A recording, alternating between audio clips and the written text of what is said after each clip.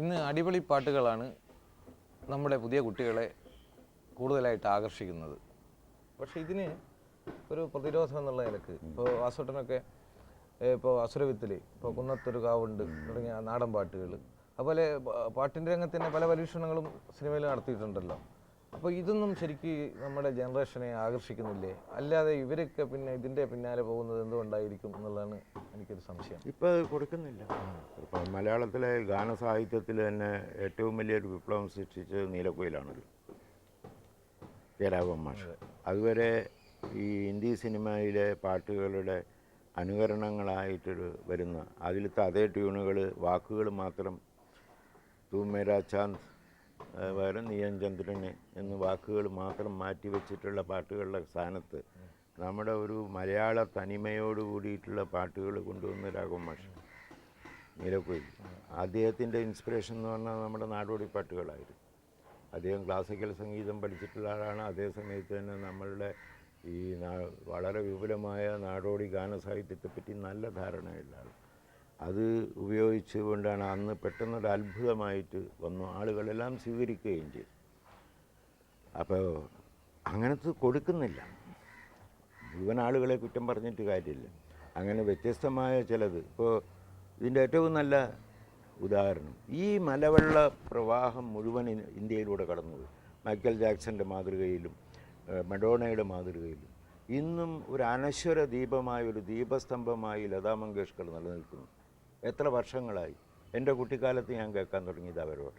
ഇന്നും അവർ പാടിയിട്ടുണ്ടെങ്കിൽ ഏത് തലമുറയും ഇരുന്ന് കേട്ടുപോകുന്നു.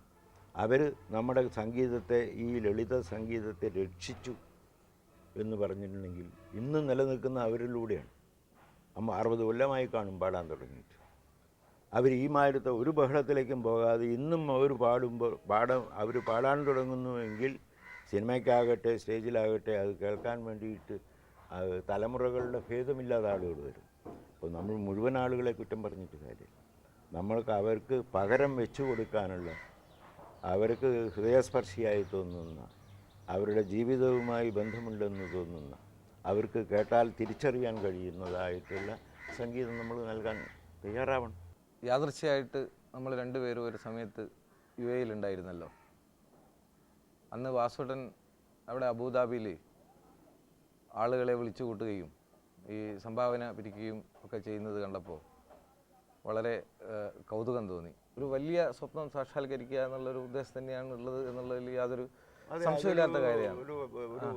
ഒരു വലിയ പ്രസ്ഥാനമാണ്, ഒരു ത്രില്ലായിട്ട് അത് ഒരു വലിയൊരു പ്രസ്ഥാനമാണ്. അതിനെ സഹായിക്കാനും ആളുകളുണ്ട്. ഇപ്പോൾ UAE പ്രത്യേകിച്ച് അവിടുത്തെ മലയാളികൾ ഞാനിങ്ങനെ ഒരു പ്രവർത്തനത്തിൽ ഏർപ്പെട്ടിരിക്കുന്നു എന്ന് പറഞ്ഞ ഉടനെ തന്നെ അവരതിനു വേണ്ട എല്ലാ ഒരുക്കങ്ങളും ചെയ്യുന്നു. നമ്മളാളുകളെ വിളിക്കാൻ നിൽക്കണ്ട. MT വന്നിരിക്കുന്ന ഇങ്ങനെ ഒരു കാര്യം കൂടി ഉള്ളിലുണ്ട് എന്ന് പറഞ്ഞാൽ അവർ ചില ആളുകളെ വിളിച്ചു കൂട്ടുന്നു, ഒരു അത്താഴം ഒരുക്കുന്നു. അതിൻ്റെ കൂട്ടത്തിൽ ആരെങ്കിലും ഈ വിഷയം പറയുന്നു, അവിടെ വെച്ചിട്ട് ചില വാഗ്ദാനങ്ങൾ വരുന്നു. അതൊക്കെ അവിടെ തന്നെയുള്ള ഒരു വാഗ്ദാനങ്ങളായിട്ട് അത് പോകുന്നില്ല.